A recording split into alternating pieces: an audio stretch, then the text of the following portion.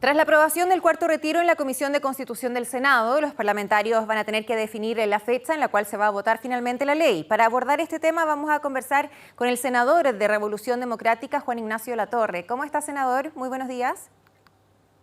Hola, muy buenos días. Gracias por el contacto. Muy bien, gracias. Gracias a usted. Bueno, primero el que se dilate la votación para después de las elecciones. ¿Qué le parece a usted? A ver, eso no está definido todavía. No, lo sé, pero ¿qué Yo le parece la espero, opción? uy, mire, yo espero que se pueda votar en las próximas 2 semanas. Tenemos 2 semanas de trabajo legislativo. Esta semana estamos con presupuesto y después viene una distrital antes de las elecciones. Entonces tenemos 2 semanas para poder abordar esto. Perfectamente se puede votar en general en sala la próxima semana. Se necesitan 26 votos. Hay varios senadores con dudas que han planteado legítimas dudas y críticas al proyecto. Yo he dicho voy a votar a favor, pero al mismo tiempo estoy haciendo gestiones para persuadir a otros senadores y senadoras con indicaciones, con mejoras que podamos hacer al proyecto para lograr los 26 votos. Y luego se podría abrir un plazo breve de indicaciones para tramitarlo en las 2 semanas que quedan. Eso es posible hacer, se requiere voluntad política. Igual el tercer trámite, porque recordemos esto tendría que ir después a un tercer trámite en la Cámara, eso tal vez pueda ser a la semana siguiente de las elecciones o eventualmente algunos diputados plantean formar una comisión mixta. Bueno, eso podría ser una semana después de las elecciones, pero yo creo que acá lo importante es viabilizar el cuarto retiro. Yo creo que la gente está esperando más bien a fin de año tener la disposición de estos recursos, la gente que quiera voluntariamente sacarlo, y si se demora una semana más, una semana menos, yo creo que no es tan relevante. Lo importante es poder viabilizar, tener los votos necesarios y suficientes y mejorar lo que viene aprobado en la Cámara, que yo creo que hay varios Claro. reparos que son... Puede no ser relevante, senador, desde el punto de vista de cuándo se puede sacar la plata, pero de todas maneras sí, acá hay un tema electoral de por medio. Sabemos que los retiros han funcionado en ese sentido para la popularidad de distintos candidatos anteriormente. Por ejemplo, a Yasna Proboste, ¿le podría significar algún cambio que se pruebe antes, después, etcétera?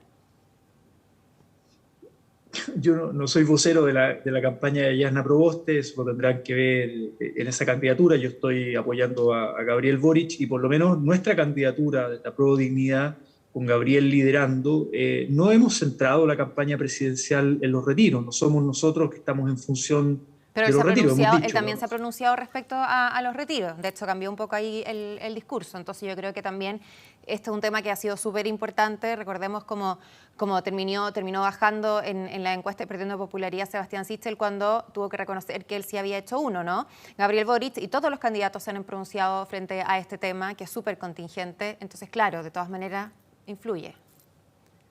No, sí, sin duda alguna estamos en una coyuntura electoral y no hay que desconocer aquello. Lo importante, creo yo, no es tanto mirar la calculadora electoral, sino que mirar, sacar un buen proyecto, sacar una legislación que sea responsable para también el tiempo que estamos viviendo. Yo, para ser sincero, creo que hay más presión de los parlamentarios y parlamentarias que van a la reelección, que están en terreno, que están haciendo campaña, que tienen mucha presión, que son finalmente los parlamentarios los que votan.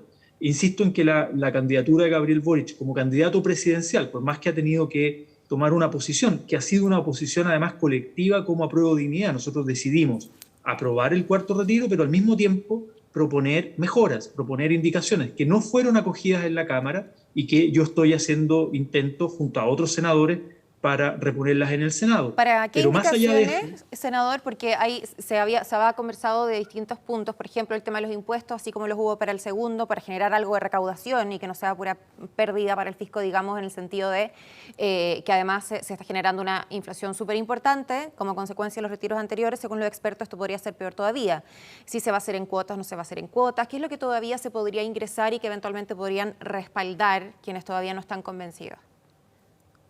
bueno, en la Cámara de Diputados, la bancada de Apruebo Dignidad, toda la bancada de Apruebo Dignidad, propuso indicaciones que fueron declaradas inadmisibles, que ni siquiera se pudieron discutir en el fondo. O sea, la propia comisión declaró inadmisible por un voto de diferencia, entiendo. Fue muy peleada la admisibilidad, pero ni siquiera se pudo entrar al fondo.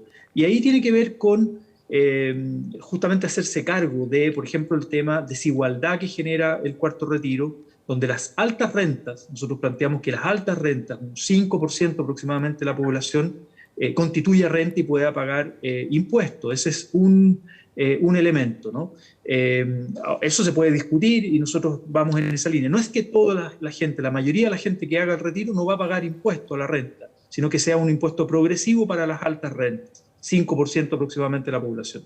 Por otro lado, lo que usted dice, la inflación. El Banco Central lo ha planteado con mucha fuerza. En este contexto hay una inflación que es global, no es culpa de los retiros, pero si tú le metes más circulante a la economía, eso puede incrementar la presión inflacionaria y finalmente eso afecta a los lugares más vulnerables. La gente que más sufre con la inflación es la gente de los sectores populares, las clases trabajadoras, las clases medias endeudadas, emergentes, son las que más se afectan con la inflación. Por lo tanto, ahí hay distintas fórmulas para mitigar la inflación. No es que el cuarto retiro se va a hacer cargo de la inflación, porque, insisto, es un fenómeno global mucho más complejo, pero tú puedes tener acciones que mitiguen en parte la inflación. Por ejemplo, las cuotas. ¿Y cómo van a mitigar los efectos que va a tener en las pensiones futuras, en las personas que en definitiva están sacando la plata hoy, independiente de que algunos por ahí ya no están tan aproblemados porque obtuvieron el IFE universal, etcétera, pero que van a sacar esta plata y que no todo el mundo va a poder volver a juntarla? No todo el mundo está tan lejos de su edad de jubilación como para tener plata para sus pensiones. Bueno, esa yo creo que es la discusión de fondo y por eso es que insisto que Gabriel Boric, al menos nuestro candidato a Prueba de Dignidad, no ha estado centrado en el cuarto retiro como digamos, campaña presidencial, sino que más bien nuestra apuesta ha sido construir una propuesta que va a ser lanzada con mayor nivel de detalle el día lunes 1 de noviembre, pero nosotros ya en primarias planteamos un cambio del sistema de seguridad social y eso pasa por ejemplo, definir un piso de una pensión básica universal que es con cargo fiscal, eso se tiene que financiar de manera permanente, además no contributiva, que tenga un piso de, nosotros estimamos, 250.000 pesos. O sea, es bastante más significativo lo que es hoy día. Ese es un piso, no contributivo. Y luego, nuestra contribución sea una contribución a la seguridad social con solidaridad intergeneracional e intrageneracional, también con equidad de género, que contribuya y obviamente que respete lo que contribuye cada uno y por lo tanto la mejora a ese piso de 250.000 pesos va a depender obviamente también de cuánto aporta cada uno, pero con solidaridad y con una lógica de seguridad social, administrado públicamente además, no con las AFP. Entonces ahí nosotros planteamos una transición a un sistema distinto. Yo creo que esa es la discusión de fondo. Cada retiro, ya vamos en el cuarto, hace en el fondo más evidente la necesidad de transformar el actual sistema que está basado en la capitalización individual, que no garantiza pensiones decentes, que además genera toda esta fluctuación financiera, que la gente tiene que estar pendiente de las bolsas de comercio, las caídas de los fondos C, D, E, etcétera, todo eso, a un sistema de seguridad social, ¿no? Y además administrado públicamente. Eso implica poner fin a las FP tal cual las entendemos hoy día. Ahí hay que generar una transición. Yo creo que esa es la discusión de fondo, no meterle más plata o parchar el actual sistema FP, sino que cambiarlo. Y eso va a ser parte de la discusión programática, presidencial y también constituyente.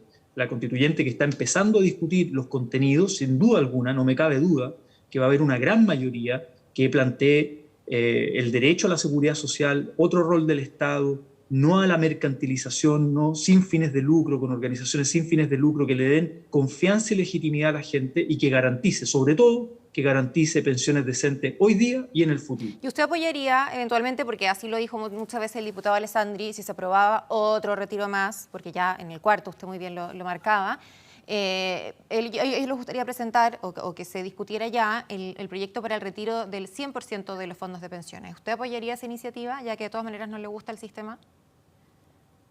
No, nosotros no, hemos dicho que no nos gustan esas medidas que son también de corte muy populista, que son irresponsables, que pueden generar más inestabilidad al sistema económico, incluso al sistema financiero. Recordemos que hoy día el sistema de AFP está muy vinculado al mercado de capitales en el fondo, ¿no? Entonces, si tú liquidas de manera inmediata a todos esos recursos, bueno, generas una crisis también en el sistema financiero. Otros han planteado trasladarlo a los bancos, pasarle el negocio a los bancos, digamos. Yo no estoy por ese tipo de fórmula. Más bien lo que hay que generar es una transición del sistema actual que fue impuesto en dictadura, que ya lleva 40 años, más de 40 años de implementación, que está agotado, que no tiene legitimidad social, y transformarlo hacia un sistema de seguridad social, por la vía democrática, con el próximo gobierno, con las mayorías parlamentarias y un gobierno que impulse con voluntad política un cambio del sistema de seguridad social y con el proceso constituyente que lo habilite, porque acá estamos hablando de crear las bases para un sistema de seguridad social para las próximas décadas. Esto no es algo que